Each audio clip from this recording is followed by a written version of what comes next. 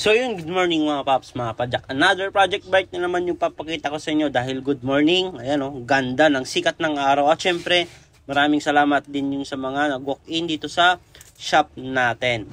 At syempre, nice kong ring i-shoutout si Sir Kevin Taktay na nagpa-build dito sa Pops Bike Shop. Sa kanya tong project bike natin na Mountain Peak Explorer 2000. Isa-isahin natin yung mga parts na nakakabit dito sa project bike ni Sir na worth mamaya ko na sasabihin yung presyo pag malapit na matapos nitong video natin. Yan, papakita ko sa inyo muna kung gaano kapogi itong binild natin. Unahin na natin dito sa frame nya, Mountain Peak Explorer 2000 glossy black, 29 by medium, naka QR siya. Ayun o, pitik check pa tayo, carbon load yan.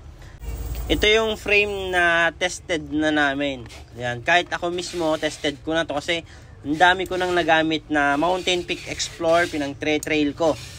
So umpisa na natin dito sa may bandang headset niya. Nilagyan natin ng Mountain Peak sealed bearing headset, Pops Pro 2 stem. Sa Pops Pro 2 stem natin naka lifetime warranty yan.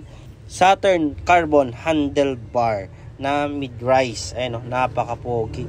Yan, dito naman tayo sa may bandang handle grip niya. Ito yung Pops Pro 2 handle grip. Ayan, naka anti-slip design. Kahit pasmado ka dyan, hindi basta-basta dumudulas yung kamay mo kasi yung design natin na payat na pataba. Naka Shimano MT200 brake set din. 1x12 setup natin, Jore M6100. Jore chain, Jore RD.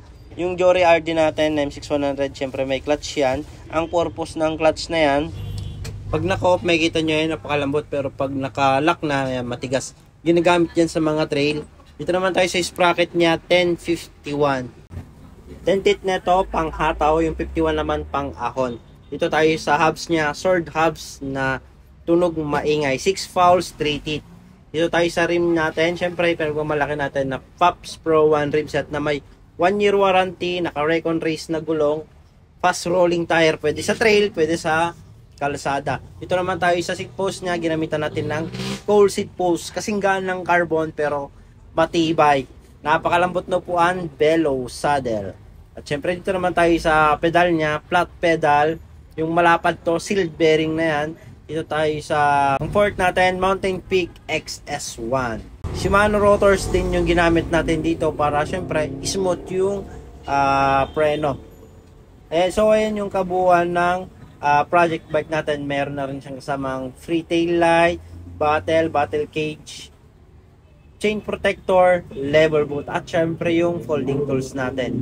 At sa mga magtatanong magkano yung presyo nito, inabot to ng 45,000 or kulang-kulang 46,000. Binigay natin kay sir ng 42,000 pesos. Kaya kung gusto nyo mag-build, visit lang kayo sa Pops Bike Shop. Thank you.